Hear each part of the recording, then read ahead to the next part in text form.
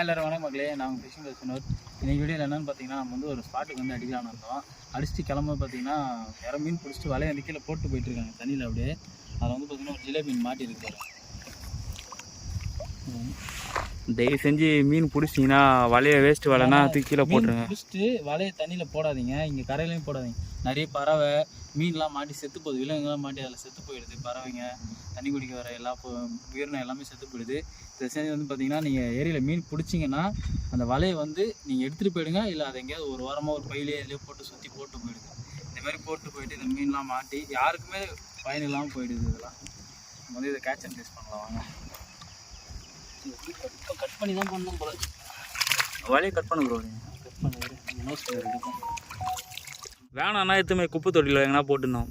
இதில் கொக்கு மாட்டுறது, சப்போஸ் மாடு எதனா தண்ணி குடிக்க வருது, அது காலில் கூட வாயில் கூட மாட்டிக்குது. அப்படியே அதை எடுத்தாச்சு. மீன் ஒரு நல்ல சைஸ் தான். காட்டு 4 கிலோ இருக்குங்க. 4 கிலோ இருக்கும்.